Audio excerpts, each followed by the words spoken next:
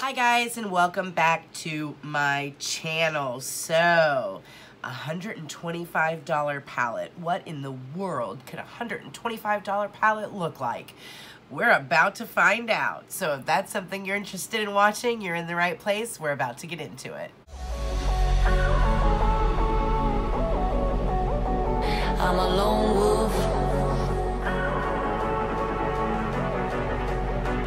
I'm a lone wolf. I'm a lone wolf. I'm a lone wolf. I'm a lone wolf.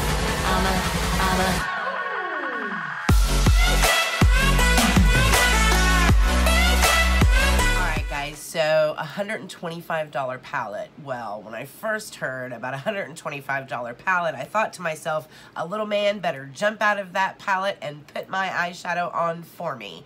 But seriously, it really has to be amazing to pay that kind of money for a palette, right? Who's behind this? Who could charge $125 for a palette? Well, the answer to that question is a lady named Pat McGrath. Now, for those of you out there that don't know who Pat McGrath is, she is easily one of the world's most influential makeup artists. So, Pat McGrath created a line of cosmetics, and it's actually called Pat McGrath Labs. That's the name of her organization, where she is going to launch all of these wonderful cosmetics out into the universe for all of us to enjoy. Now, Pat McGrath is, again, one of the best makeup artists on the planet. She has worked with magazines such as Vogue and Glamour. She does cover shots for those. She's also worked on faces like Kim Kardashian and Rihanna. And on top of that, she works on a lot of advertising campaigns like Gucci, Versace, Louis Vuitton, Prada.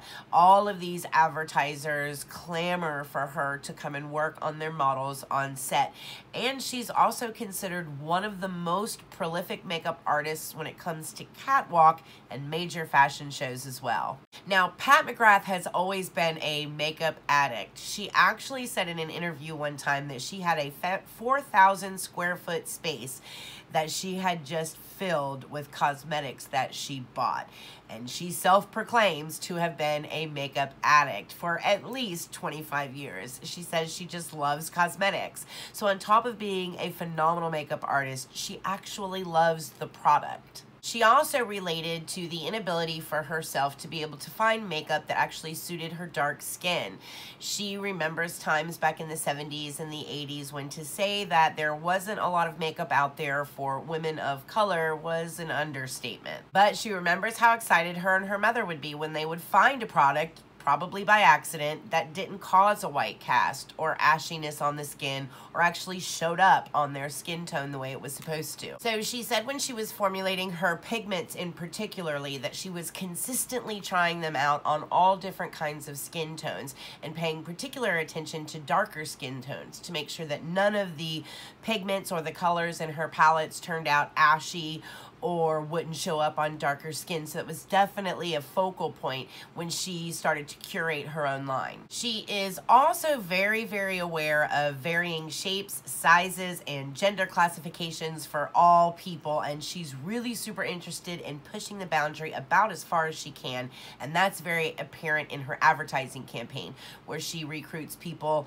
of all different backgrounds to be models for all of her advertising. So the particular palette that we're going to talk about is from her Mothership launch, and we're actually going to talk about the second palette.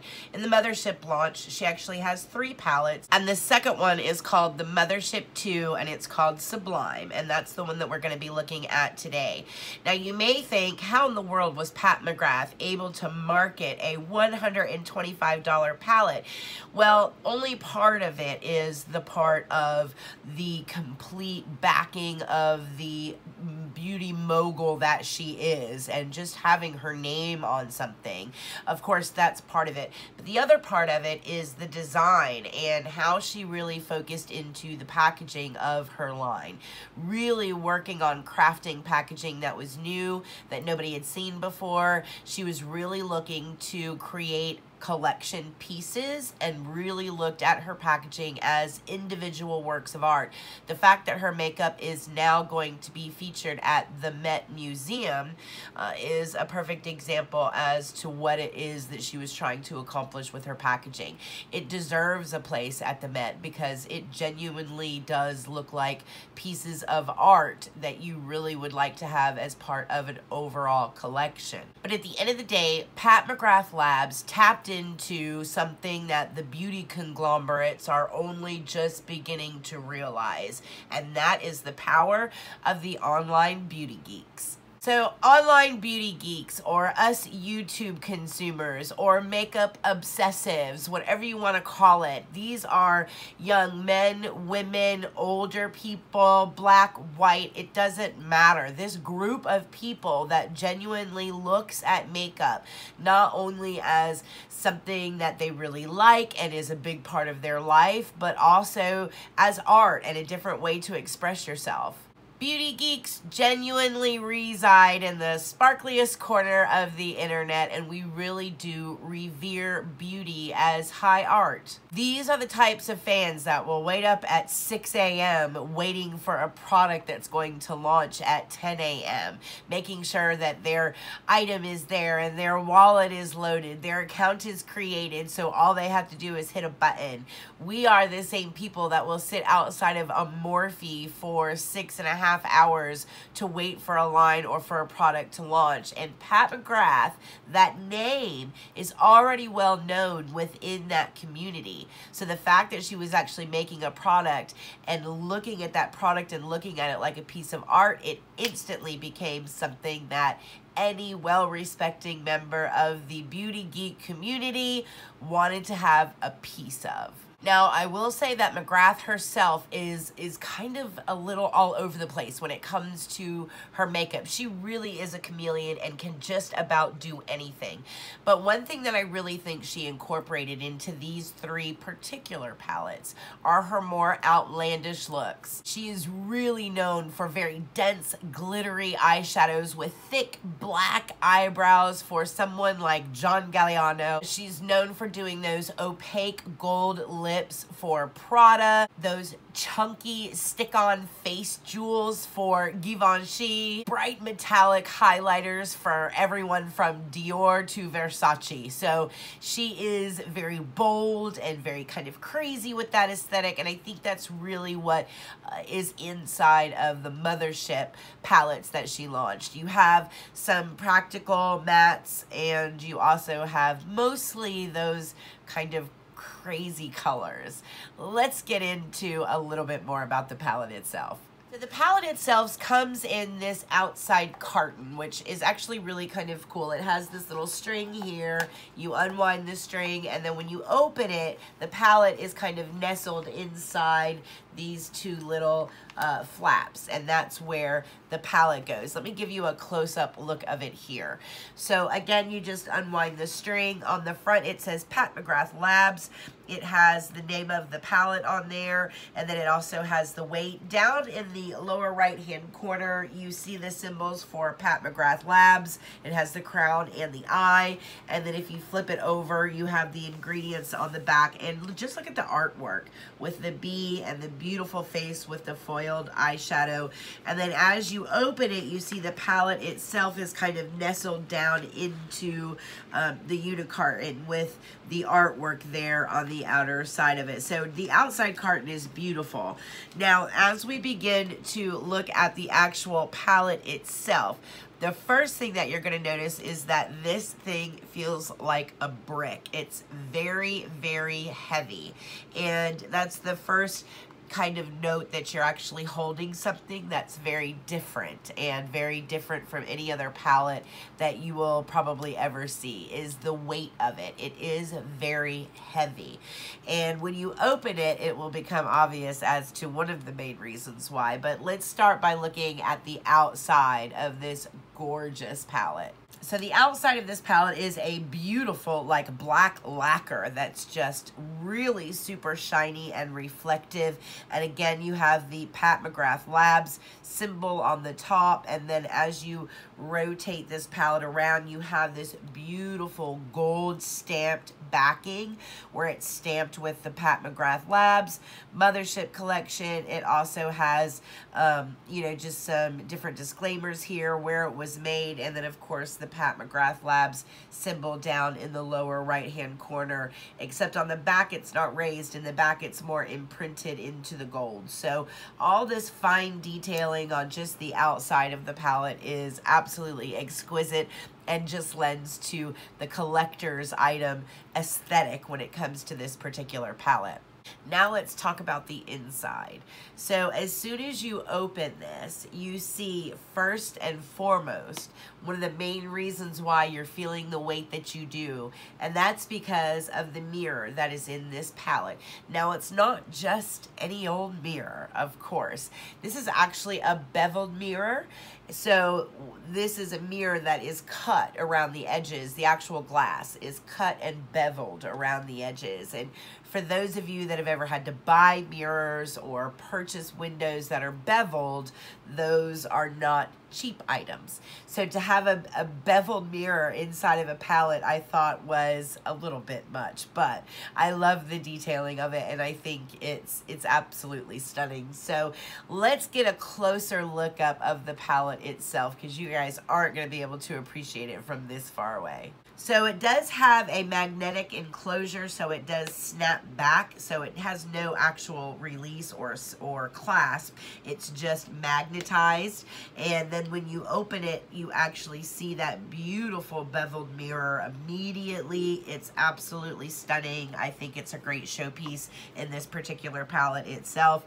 And then when you actually look at these gorgeous colors, they're sunk down into this beautiful black lacquer that she has used to create this palette, and the colors themselves are stunning. So at first glance, you'll notice some really crazy metallic-y colors over here on this side with the green and the whites and the pink. And then over on the other side, you'll notice two mattes in this palette. And then you'll also notice some more shimmery shades that aren't as crazy as the metallics. So I think this side of the palette is a little more relaxed as opposed to the other side, which is a little more crazy. Now, because of the intricacies of each one of these individual colors, I do want to take this palette one shade at a time. I am going to cover a couple of them pretty quickly, but then we're going to spend some time on some others because of how incredibly unique and different they are. Now, first of all, just overall, these are incredibly super saturated pigments. All of them are, regardless of the finish. So the pigmentation in all of these is just out of this world. Now, she's going to have some really innovative formulas in here. You're going to see some formulas, some metallics in here that have an amazing shift to them. And you're going to see some mattes, and you're also going to see just kind of some satins with a pearlized finish. So there's a little bit of everything in this particular palette, and I think this particular palette at least showcases kind of a little bit of everything when it comes to the different finishes that Pat's working with within her palettes. Now, in the bottom of the palette, you'll see a little card, and the card itself is where you're going to see the names of the individual shades. So this is what you'll have as a reference to be able to tell what color is which when you're particularly working with a palette. Now, you guys know me, and in full honesty, I don't understand the purpose for this. If I'm going to pay $125 for a palette, can I just get the names of the colors on the palette, please? Is that too hard to ask for? But there is a very kind of cross opinion when it comes to this and this particular palette. Because this particular palette is made out of this beautiful black lacquer, and then it's very stunning and very heavy, and it's really a collection piece and more of like an art piece. A lot of people really kind of scoff at the idea of screwing it up by etching shade names into the lacquer, but I would have preferred that as opposed to this. I think this is kind of cheapens it a little bit, but you can either go one of two ways on that, and my opinion is that just put the names underneath the shadows, especially if we're going to pay that much money for them. But I can definitely understand the other side of that too. Alright guys, so let's go ahead and get into some swatches first and foremost, because I know that's why you guys are here. So what I'm actually going to do is I'm just going to take it a row at a time, and we're going to go from here over, and we're going to do the top row, and then we're going to drop down and we're going to do the bottom row, and that's how we're going to discuss these particular colors in this particular palette. So we are just going to go a shade at a time, because I'm going to want to spend some more time on some and less time on others. So we're going to go through the ones that are just okay pretty quickly, and then we're going to spend some time on the ones that are phenomenal. Alright, so let's start with the first color in this palette, which is called Skin Show Glow. Now this particular color is described as a pink pearl with some luminosity to it, and I would agree with that. I do believe it's a nice pink pearlized color. It's almost a matte. It's very soft. It's very velvety, but it has just a little bit of a sheen to it. So they technically classify it as a pearl, and it does say that you are able to use this shadow wet or dry. The next color is called Copper Toned. Now they call this a shimmering copper peach. And copper toned, I would agree with that. It again is very similar to Skin Show Glow, in that the feeling is very velvety texture. However, it does have a shimmer to it, and it has this kind of copper peach tone to it, and it's a beautiful color. This is actually a beautiful color to kind of wash through the crease as a transition color. This is a stunning color. Now the next color is called Iconic. This is a metallic antique taupe that is one of those single swipe gorgeous colors, and like the first two, they actually classify this as a metallic, but again, it's so soft and velvety in texture. It has a little bit more of a shimmer or a sheen to it than the first two did, but this is a great color just to put all over the lid. It's absolutely beautiful. It stays for a really long time on the lid, and it blends out really, really easily. But I like the color of it. Again, it's more like this antique taupey kind of color, and this is really good for soft blending as well. It is a beautiful color. Alright, now we're going to get into one of those colors that is just absolutely stunning, and this is called Bronze 005. Now, this color is great for inner corners.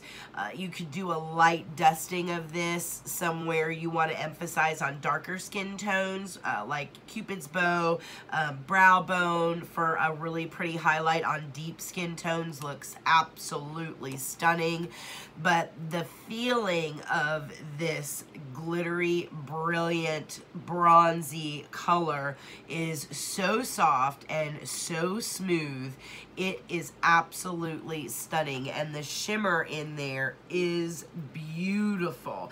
Now, I will say that when it comes to blending this out, you can't really do a wide blend with this. So like in a crease, and do like a really blown out blend with this, because it will blend out to more of just a very sheer highlight as opposed to being that really pretty bronze color. So if you're going to do it on the lid and not use it as a highlight, then you want to do it like on the lid with a finger or a wet brush to keep that very intense color, because again, if you blend it out, it does tend to turn into more of a highlight. It doesn't blend very well. So I would definitely use this with a finger as like a pop of color on the lid, or you could use a brush and kind of dust it as a highlight somewhere. Just from a blending perspective, this color, it just doesn't blend very well, but it is beautiful and it feels absolutely gorgeous, and it is a very stunning color. Now the next color is probably my second favorite color in this entire palette, and this is called Virtual Reality Nectar, or VR Nectar. This is a color that is, first of all, a duochrome, and the vivid colors that you get from this duochrome are stunning.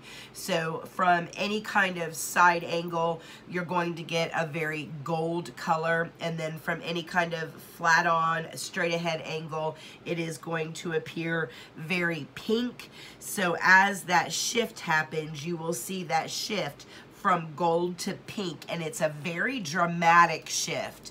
So it's very dramatic on the eyes. A lot of duochromes don't really show up as a duochrome on the lid. You don't really see that shift unless you look really close up.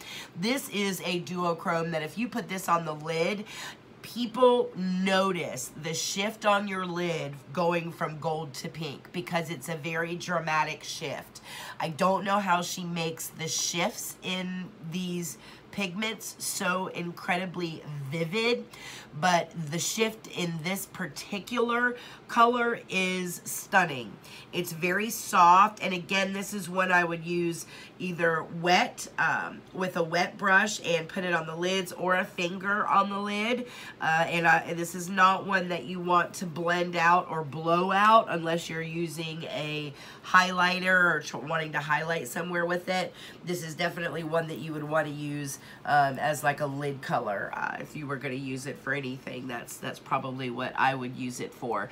But it is completely a stunning color. It's one of, again, my second favorite color in this entire palette. All right, so that is the entire top row swatched.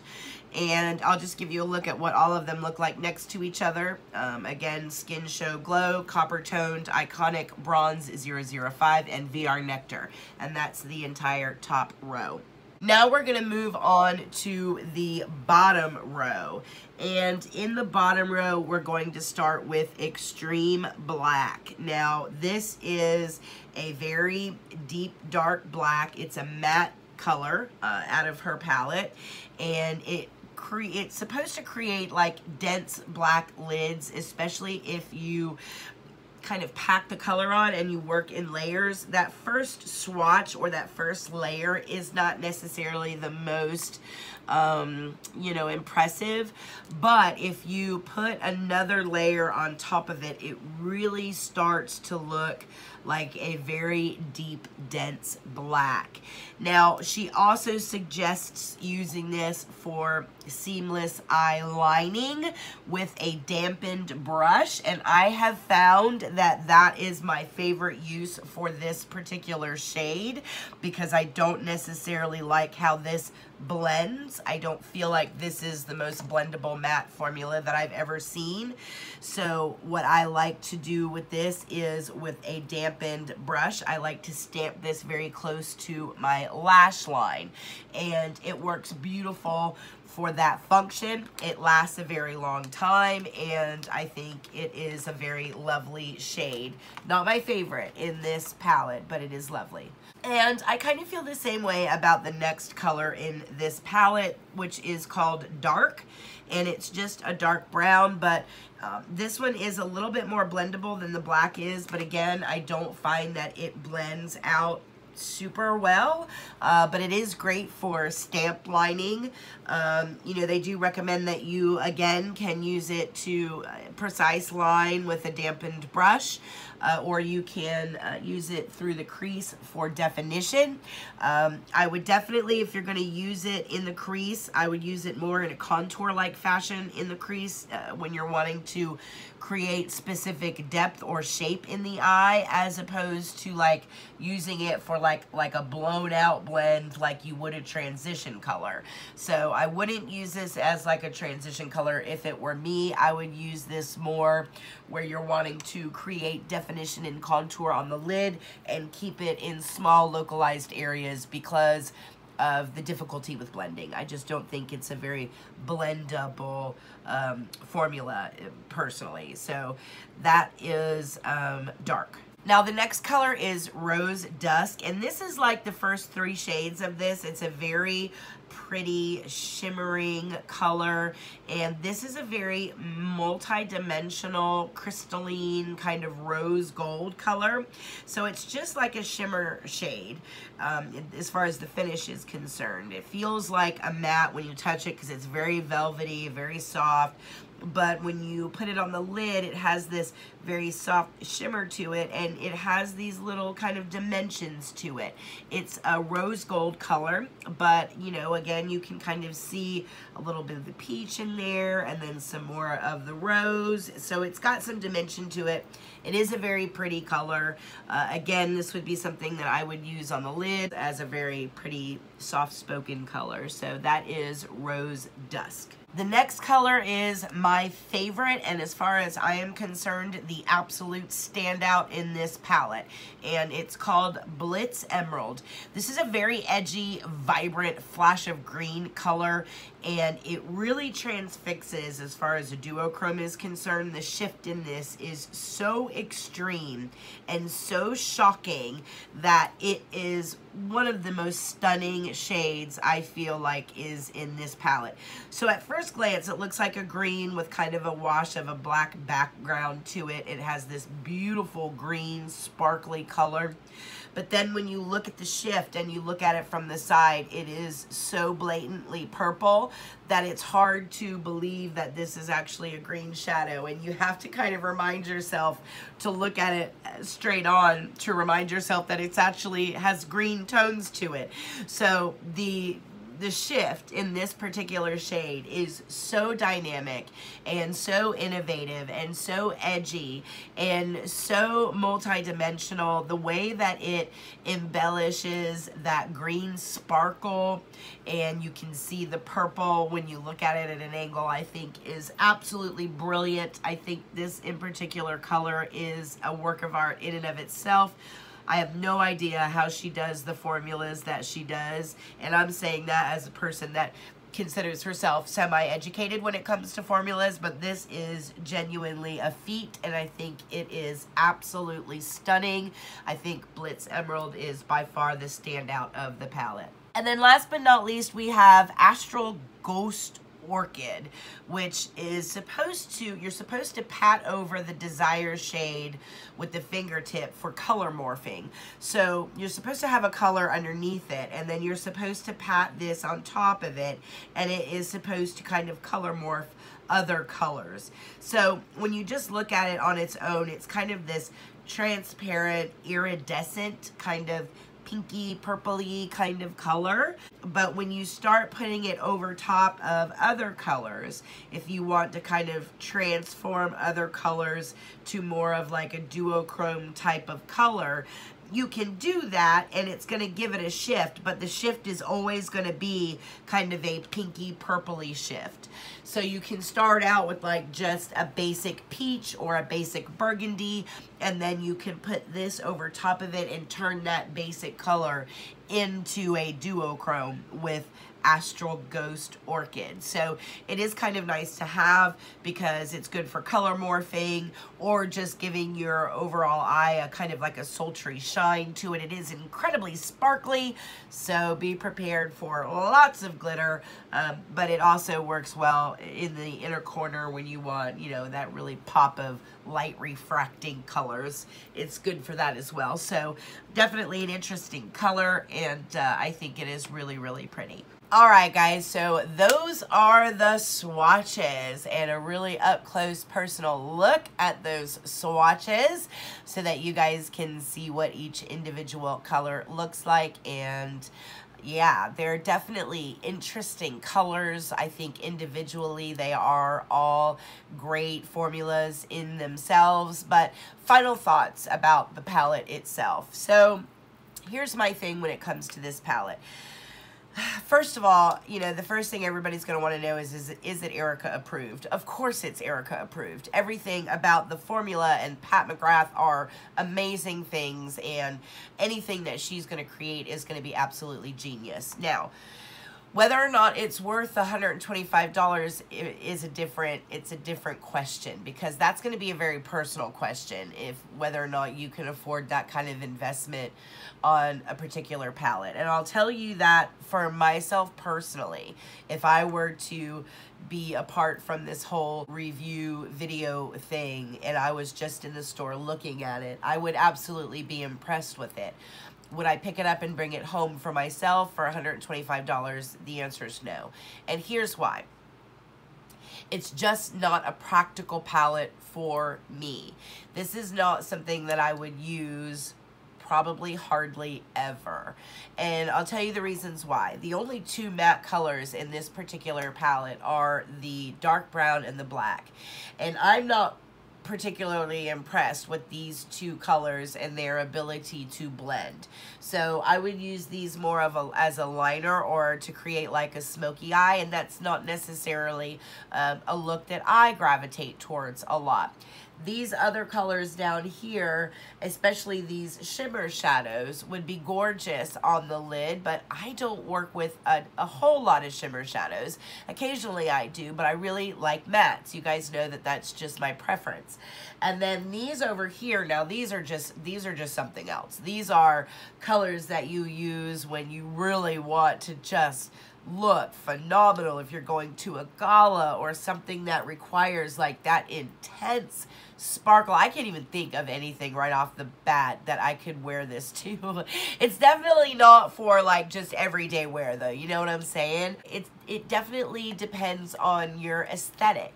Me personally, I would not get any use out of this beautiful, gorgeous work of art, which is sad for me. I wish this thing was filled up with mattes that were velvety and buttery that I could use on a daily basis. I would absolutely love that, but that's not what this is. This is a piece of art that has some very different and innovative and stunning formulas in here that you would have to work into your look. Now, the normal colors, and when I say normal, I mean like these shimmer colors here. So just the basic shimmer. Actually, I'll show you what I'm talking about here in a close-up. So these 4 shades right here, these are just basic shimmer shadows that you could build into a look, and they blend out beautifully. I love the blendability on all 4 of these. I think they're gorgeous colors. So you could get a lot of work out of these if you like a lot of shimmer shadow on your lid, or shadows that have a little bit of a sheen to them. If that's your preference, you will get a ton of use out of this palette. If mattes are your preference, you're not going to get a lot of use out of this palette at all. I don't like how these two mattes perform as far as blendability is concerned. I do like how these two mattes perform as far as using them to stamp really close to the lash line.